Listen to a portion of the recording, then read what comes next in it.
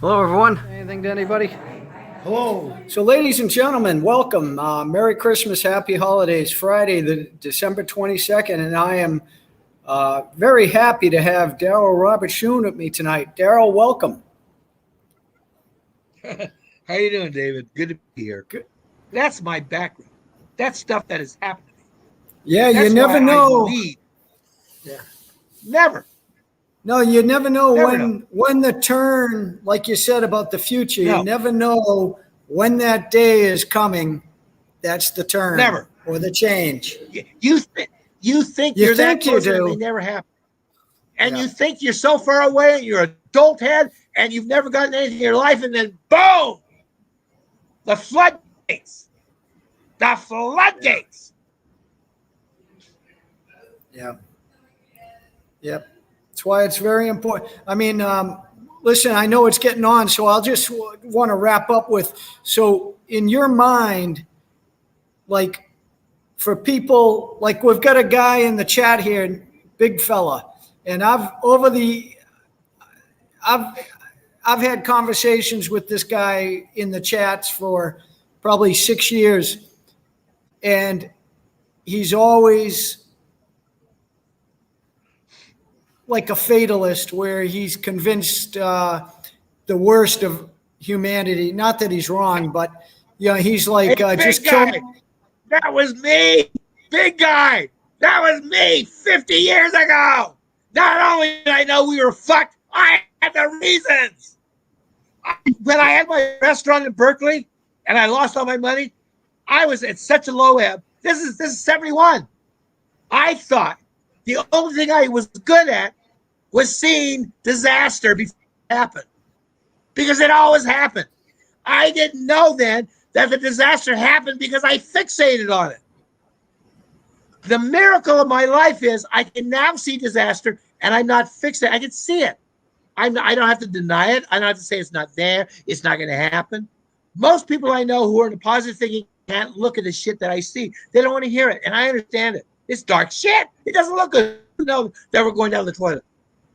But I've been given the gift of seeing the toilet and seeing the sewage system. You know, I've been given the gift of knowing that there's a plumber. I've been given the gift of knowing, yeah, it can happen, and it will happen. I've been given that, and I treasure that gift, and I know where you are. I know that. I used to live in that space. That was me. Like I said, I had lost all this money. Everything I had done was a failure, and the only thing I thought I was good at is I could see disasters before they happen. That was me. You know? Well, he said the problem is nothing But will ever change, and every day gets worse and worse. Until you change, until you start focusing on the positive, until you start pushing your mind somewhere else. That's why, David, when you left our last talk, one of the last talks, and saying, every day I'm trying to be hopeful and say thankful to someone, that's the only key. When you're in the shitter, when you're in the shitter, you got to reduce your time frame. Yeah, time it. You can't look too far ahead. You got to just focus. No, because you're going to bring that other shit in. Because I know, when David said that about that he was thankful, that's when I gave you. I first read that poem about you can't have it the way you want it, to give thanks. That's the crack in the cosmic egg. To look for something that it may be your mother's love, or maybe your mother was a bitch. I don't know. Your dad was good. Stay here, or the lady who came and took you away from your parents was kind. Only look at that, because the mind is so motherfucking powerful. It creates this shit. Yeah, no, I tell people. Yeah, I tell people, listen, sometimes you have to start small, even if it's just an ice cream cone. You've got to have something that you're grateful for each and every day. So, Marshall, when he started his real estate company, okay, back in 76, before he made his millions, okay, he got his friend to help him. All right. Now, his friend had lost a shitload of money, drug deal. I didn't know this till years later. I didn't know he was a student. But evidently he had gotten a bunch of money together to buy whatever it was. And he got ripped off. All right? Out of their people's money. Now, this guy took it to heart. He felt horrible.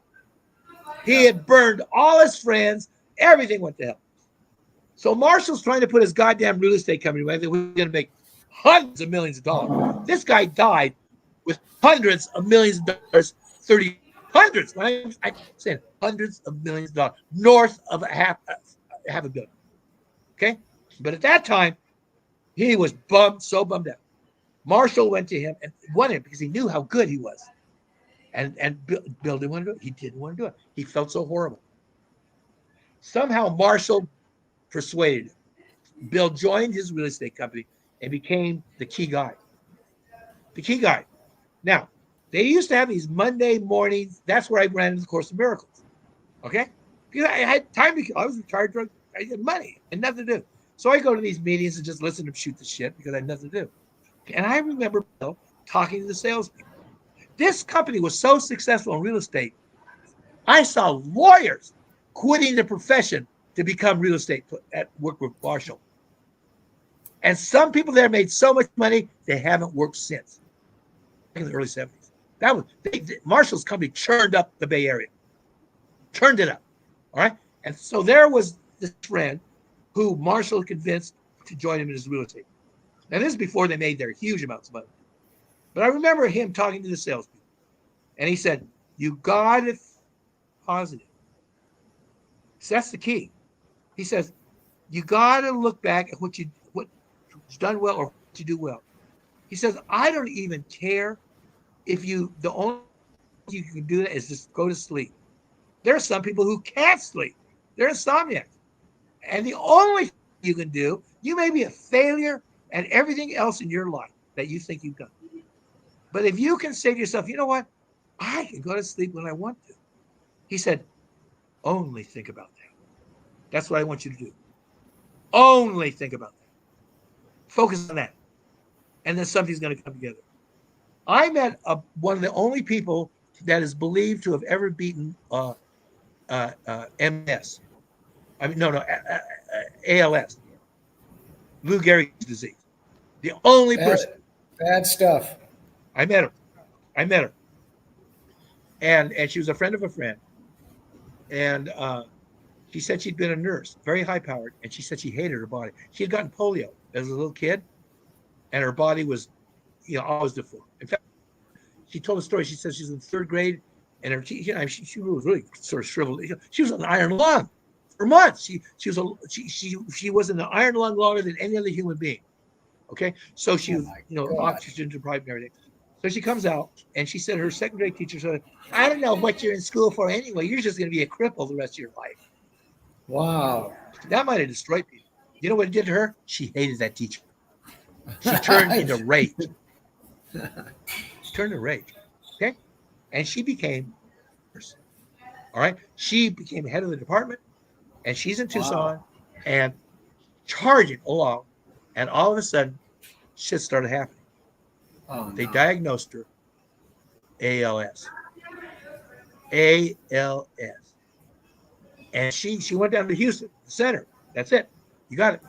And she said, Tucson, you got all these airy-fairy people, like I'm one of them. Everybody trains, own money, on all this shit, because we believe in that. And she said, all her friends were telling her, she said, fuck you. She was so mad. Yeah, she died. Nothing's getting worse. Okay? And she said what happened was she knew she only had a few months left. She said it felt like a bathtub with the water draining out slowly. That's what it felt like. She was losing control. Power weakening. And she knew she only had weeks left. And she said, you know what? She had read somewhere about the mind-body connection. All right? We're talking about positive. Mind-body connection. And she said she decided she was going to learn about that. She said she didn't do it that she was going to heal herself because she didn't believe she could be healed. She had ALS. Everyone fucking dies. Yeah. But this girl is driven. So she decided every waking moment she was going to try and figure out this mind-body shit. She's a nurse. And so she said, the first thing she's reading about it, says, you have to make friends with your body. And that's when she realized how much she hated her. You have to make friends with just friends. And so she said she'd have the nurse put her in her wheelchair in front of a mirror. She had to look at herself. She's all, fucked up, dying. And she's looking at herself, and she just was a representation of everything she hated. She felt her body had let her down. That she'd be a star if she wasn't had a body like this. And then but she's looking at herself. And then, but she knew the lesson was find something positive, not to fucking go on your trip. And she said, finally, she thought she knew that's what she's supposed to do. Right? And time was running out.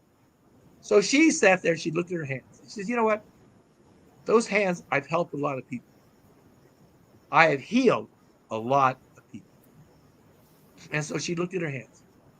And she said, that's where it started, with the hands.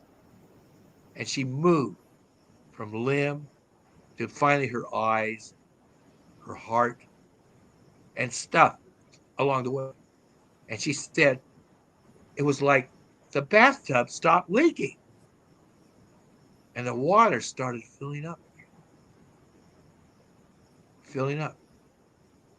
And she could walk.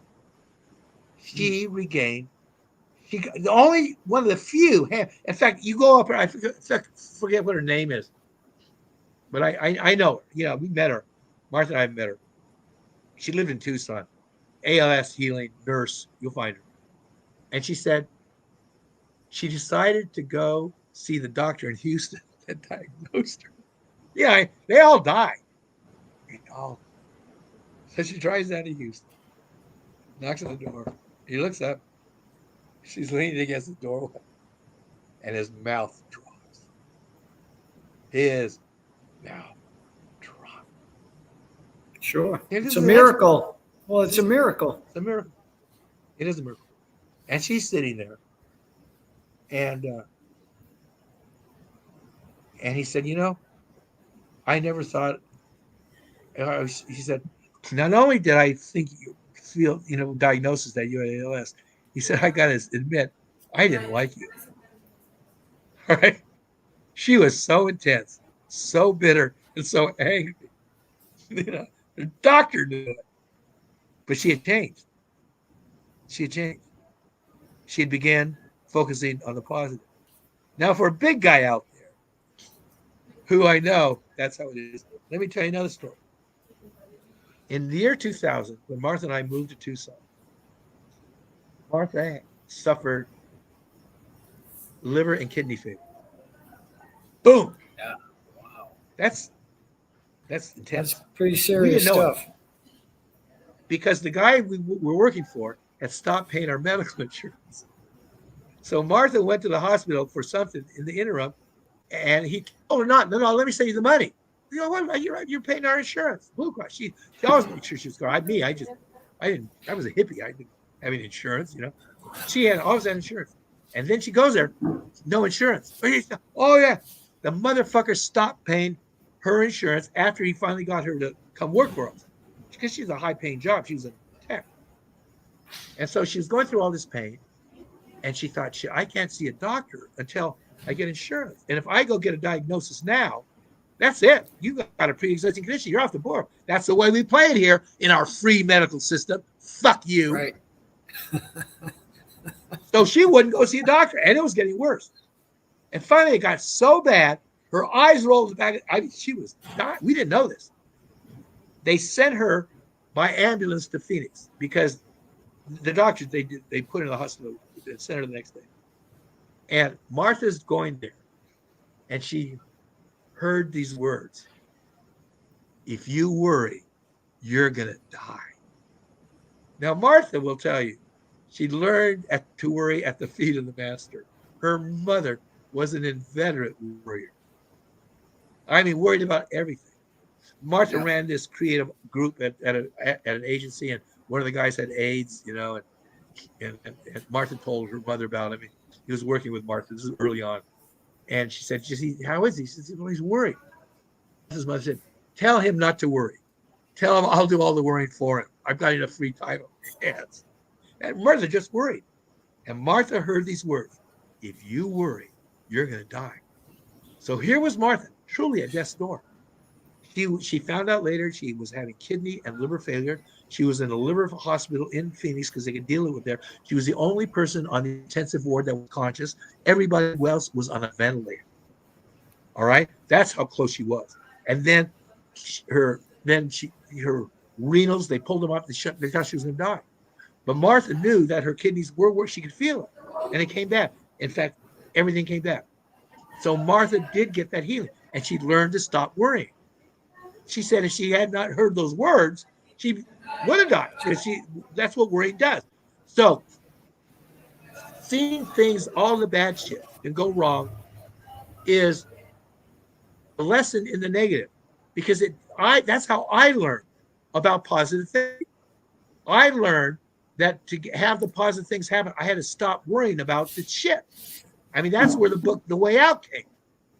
Stand guard at the door of your mind and do not let in anything, it said, that looks negative. Because it's only appearances. I mean, it may be out there, but your mind, he said, your mind is brought, your higher brought you to this point, so you learn the lesson. So I know where that's coming from. Like I said, I was there. You know, I may have told you this about being afraid, you know, and having to go through fear. Like I felt like when I was a drug dealer, I was like an accountant trapped in the body of a pirate. I remember I'm with my friend, the one who was doing 20 years of terminal. I didn't see him later. This is before we got busted again, about 10 years before. We're in Marin County, coming down through the back roads. There's a German Shepherd in the back seat. And we're talking about some smuggle, because that's what we talk about. We're drug dealers. What else would we talk about? Okay? This is the early 80s. This is before I got my bus. And all of a sudden, we hear a loudspeaker. Well, we're in the middle of the fucking country in Marin. We hear a loudspeaker. Driver, pull the car over. We look behind us. There's 3 to 4 blue-gray government issue Fords. Their doors swing open, and guys with rifles are pointed at us with their windows rolled down through the pullover. Holy motherfucking shit. Driver, hands on the windshield. Both of them. He's got his hands on it. Okay. Instructions. Driver, with your right hand, roll down the windshield because it's on the left side. Keep your left shield, your hand inside. He does. Put your hand back up. Now, driver, with your left hand, take the key out of the ignition and throw it out the window. And he does. Put your hand, wait a minute, we're back there. He said, now, driver, open the door with your left hand. He opens the door, swings it open. Now, get out of the car on your knees. So he turns around to get out of the car, and he can't. He can't. Why? Because his fucking seatbelt is on. Right. He's trying to. And the loudspeaker, driver, get out of the car. And he's going to try like this. And I go, these stupid motherfuckers. And I, sitting there next to him, and I punched the release button and put my hand back up. And the guns came up. They almost blew us away. I'm surprised they didn't. My hands are back up. He's out of the car. He's on his knees walking backwards. Until they get him, they handcuff him. Now it's my turn. Open the door, get on my knees. I had shorts on. On my knees. Walk back, handcuff me, get out of the car. They roll us down the road. We're sitting there. Radio contact going on all the time. And I'm sitting there. It's around 1 o'clock. My daughter gets out of school at 3. And I always picked her up. I'm sitting there thinking, well, I got to have somebody go pick up Rebecca. Blah, blah, blah. I'm thinking this in my mind. And then it hit me. The old Darryl Schoon wouldn't be doing that. The old Darryl Schoon would have been shit-faced of fear. But because I had been in this field of work for a number of years, in a number of situations, none of which had gotten this bad before, that's how I was handling it. And I went, well, I've changed. So what I want to tell you, big guy, is you can change. And it's tough. And I only changed because I had to. And that's the way most of us do change. You start cutting the shit out of your mind about how you see it bad, because it's there. Because what you want to do is you want to have your life the way you want it. You don't want to be a victim of your perceived perceptual judgments. And we all here, we're all in the bag. And we're all stuck, glued to that little frame. And we finally learn how to deal with it. I'm a lot older than I was in 71 when I thought the only thing I was good at was losing money. I mean, was seeing bad things before they happened. And I no longer have the wealth I had in the 70s. I no longer had the youth I had in the 70s. And my health, given that I'm at my age, is not as bad as a whole lot of other people, but still. And I don't like to think about the money I've lost. All right? Because I can get a little in my own money. I know what it's like to stay in suites and you know, that life, when a Stevie Winwood talked about back in the high life again. All right? But I know it's there.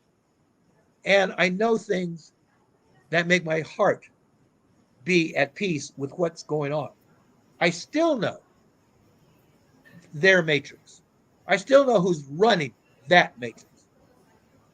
And I know I can't do anything about it. And I know a whole lot more about it than most people do. Most people just suspicions. I got it down to the fucking nitty gritty. I got names. And that used to piss me off. There's no justice. Motherfuckers gonna get away with it. No justice. Those things are gone. And it's not from lack of power. I know it's all working out. And like I say, I may be crazy, but I may not be crazy in this, because I don't think so. I believe this to be the gospel truth. I believe that we are all miracles, even the ones we think that are assholes. And that's not easy for me to come up with. Forgiveness is not one of my strong suits. And that's why I love Timothy Cameron, my friend, who I said has gone through a life of fire and is truly forgiven. All right. And because he has, I got to him because I know I'm still working. All right. But I know it'll be there for me to work on until I handle it. And I know there's a there. I know there's a place where there is no judgment. I know there's a place where we know from the bottom of our heart that that person who I thought was my enemy was my teacher. Motherfucker. Well, so, what popped into my head is, how did Einstein supposedly define insanity? Right? I don't know. You do the same thing over and over and expect something to change. Yeah. So you have to do something different if you want to change. Different, yeah. And like I say, I think it was in my life's dharma because I was forced to change. Like you said, get off the couch. The way my life's choices were presented to me, it was like by force. I mean, it wasn't a joke when I said God taught me to dance by shooting at my feet. I had a terrible sense of rhythm, but he was an incredibly accurate shot. And I am thankful for life, even as it is. Even as it is. And I know for the vast majority, it's tragic. For the vast majority. And I know I've been lucky, and I know a lot of people would never even want to have had my life. Go away to prison and you have to do all that shit. But I am grateful for what I learned, because what I learned was the impossible any other way, as far as I can see it. Yeah, we all have to walk our own path. We all have to walk our own path. And you know what? I can truly say to everyone, whether I agree with them, whether we disagree, whether we're on the same page or not the same page, I have passion for everyone and for their walk. I really do. No one's got it easy. Even the guys where the biggest problem is, pardon me, They don't have it easy. do you have any Grey Poupon? Any what? Grey Poupon. Remember those commercials? No. Grey Poupon. Oh yeah. Oh yeah. Grey Poupon. Do you have any Grey Poupon? The guy's in a Bentley being driven around, and he's like, the Bentley. Exactly. Pardon me. Listen, do you have any Grey Poupon? Marshall gave me the keys to his Rolls Royce one day. And I didn't want it. He wanted me to drive around his Rolls Royce. So I'm driving around Marshall's Rolls Royce in San Francisco. And I never was more self-conscious in my motherfucking life. Yeah. Now, Marshall loved driving that Rolls Royce. It meant something to him. He grew up poor. And the fact that he's running around San Francisco with Rolls Royce, he made him happy. To me, it made me self-conscious. Made me really self-conscious. So everybody's got a different thing for a different deal, Well, I appreciate you answering, big fella, because, there's nothing for me to say to him anymore, because every time I try to steer him where, he comes back to You're trying to tell him that life as he experiences isn't true. No, that isn't what I'm trying to say. No, for example, let me just read this to you. That's true. That's true. He said, my problem is I want to change this world because in 24 hours, the world can change if it wants to. The world just needs the will to change. And I'm telling him it's never going to happen. No. Yeah. Big guy. That's great. That is stunning that you can see that change could happen on a dime. That is awesome. That you have the capacity to apprehend that it could do it. But let me tell you something. The early 70s, as I was in that dark in my mind, trying to deal with a life that was far bigger than me, I had these words came into my head because I wanted to change the world too. I mean, we all know it's fuck you. And these words came in, and the words were, it starts with you. And I knew they came in my head, and part of me went, oh, shit. That's just too much. But you know what, big guy? The same thing that you put on the world, that it could change, but it doesn't want to. It's the same thing with positive thinking. You could do it, but you don't want to enough. And I didn't want to enough until I was forced to. That's what David calls getting off the couch. And, and I think the universe knows who we are. I mean, we're all a part of it. It knows who we are. All right. And it's there waiting for us. And we're waiting for it. My joke today was, I think I'd be happy if the world were the way I wanted, if I saw the world at peace. If I finally saw this fucking shit place of a shitstorm get its act together. That was my thought. Okay. And the next thought was, you know what? It ain't till it, not that it won't, but until it does, it ain't gonna be. And until then, the only option for change is for you to get your shit together and see it the way it really, that you've been told it is. So I have a better chance of working with myself than I have with changing it. And yet that's a life's work. because I've been successful sometimes, and sometimes I haven't. Or so the way it seems. But I know I'm a lot better at it than I was. I'm a lot better at it than I was because I remember. What? Just like when I'm running through my brain with the guns, backseat of this car, but handcuffed and shit like that. And I'm thinking about Rebecca. Somebody got to pick her up. I go, yeah, that's new. That's not the Darryl Schoon I was, who I had been. And I had to go through all that stuff to get there. And I wasn't doing it to deal with fear. I didn't think. I thought I was doing it because I had to make money and this is the way my friends did. But what I was doing at another level was dealing with fear. Yeah. Having to walk in a world where the consequences were like that. Having to walk that. And you do. So even sometimes the work that you do, you don't even know you're doing it. There's a reason teams practice. Yep. There's a reason teams practice. You know, the fucking coach says to you, you look at him and you're beat the shit. And he's sitting there sniding. There's a reason teams practice, dude. And he's right. He's right. There is teams practice. Not many people handle things correctly the first time they see them. We never do.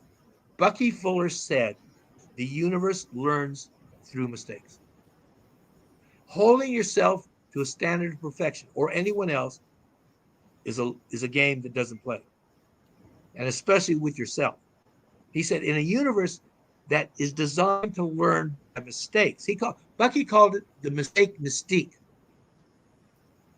Because there's a mystery about making mistakes. Yeah. And he said, try to keep them from being fatal. Yes, as I was. Yeah, trying to keep them being fatal. Sometimes keep your mistakes small. Yeah, and sometimes you do and sometimes you don't. Because you learn the most from the big mistakes. You really do. Well, do you have a choice?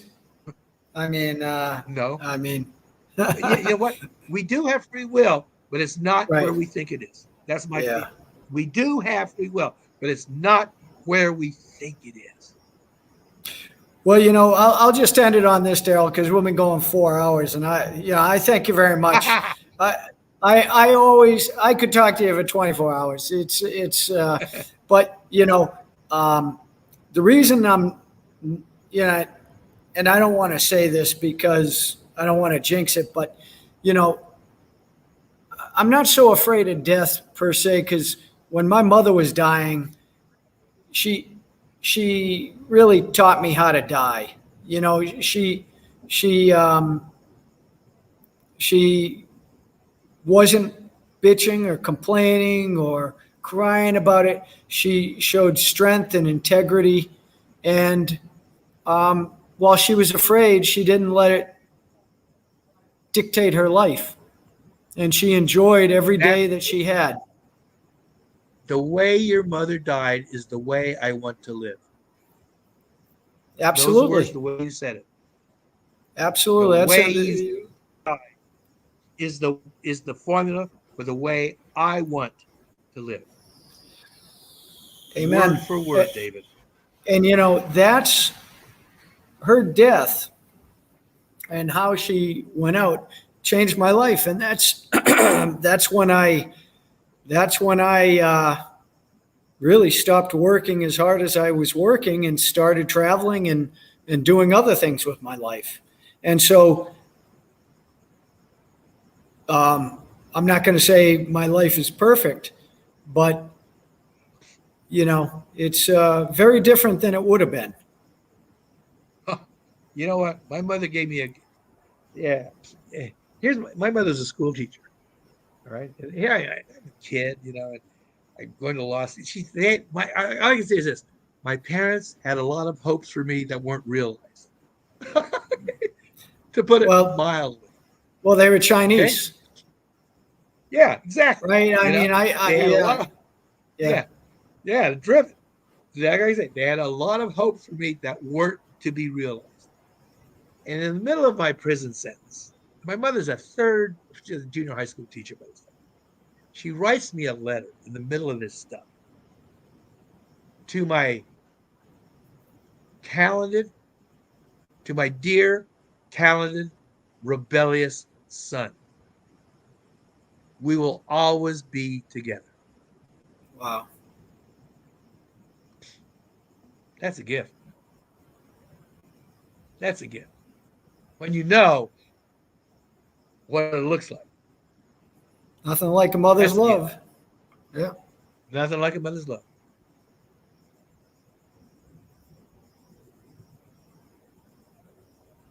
I mean, two of my friends didn't have that, and it bothered them. I could see it. But it wasn't their dharma. They had other things to work through. You know, they had other things to work through. Given that, that's like I had that to help me. But your mother, how you described her passing, is the way I want to live every day of my life. You said it. That's something to aspire to.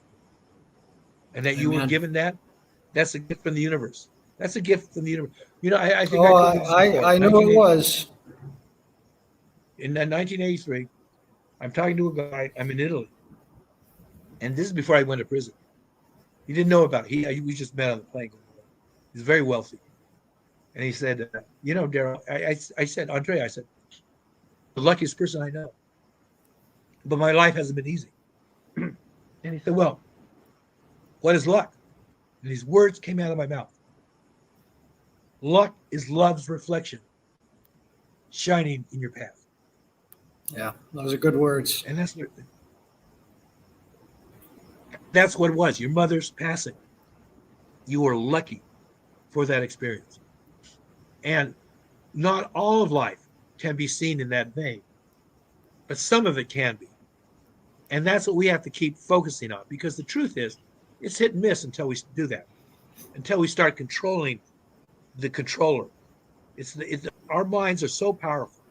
We don't think that we're that powerful. We think we're victims.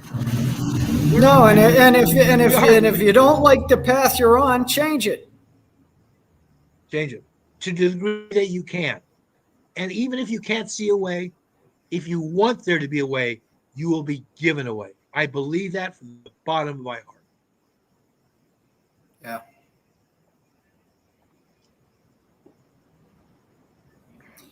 Hey, Darryl, Merry Christmas and Happy New Year. Merry Christmas, David. Happy New Year. Peace. You take care. You And too. anytime you want to come on, you let me know. All right, I'm here.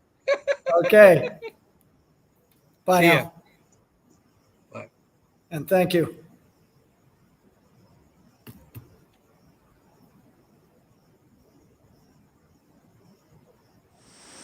Live long and prosper.